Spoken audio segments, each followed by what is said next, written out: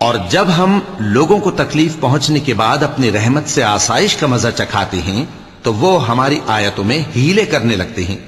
کہہ دو کہ اللہ بہت جلد تدبیر کرنے والا ہے، اور جو ہیلے تم کرتے ہو ہمارے فرشتے ان کو لکھتے جاتے ہیں۔ وہی تو ہے جو تم کو جنگل اور دریا میں چلنے پھرنے اور سیر کرنے کی توفیق دیتا ہے، یہاں تک کہ جب تم کشتیوں میں سوار ہوتے ہو اور کشتیاں خوشگوار ہوا کی مدد سے سواروں کو لے کر چلنے لگتی ہیں اور وہ اس پر خوش ہوتی ہیں، تو ناگہاں زناٹی کی ہوا چل پڑتی ہے اور لہریں ہر طرف سے ان پر جوش مارتی ہوئی آنے لگتی ہیں، اور وہ خیال کرتے ہیں کہ اب تو لہروں میں گھر گئے۔ تو اس وقت خالص اللہ ہی کی عبادت کر کے اس سے دعا مانگنے لگتے ہیں کہ اے اللہ، اگر تو ہم کو اس سے نجات بخشے تو ہم تیرے بہت ہی شکر گزار ہوں۔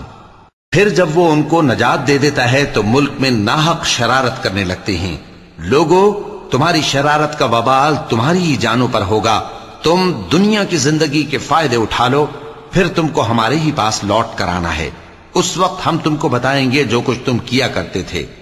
دنیا کی زندگی کی مثال میں کسی ہے کہ ہم نے اس کو آسمان سے برسایا، پھر اس کے ساتھ ملا جلا سبزہ جسے آدمی اور جانور کھاتے ہیں نکلا، یہاں تک کہ زمین سبزے سے خوشنما اور آراستہ ہو گئی، اور زمین والوں نے خیال کیا کہ وہ اس پر پوری دسترس رکھتے ہیں۔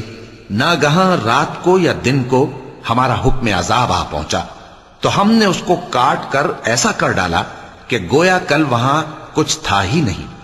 جو لوگ غور کرنے والے ہیں ان کے لیے ہم اپنی قدرت کی نشانیاں اسی طرح کھول کھول کر بیان کرتے ہیں۔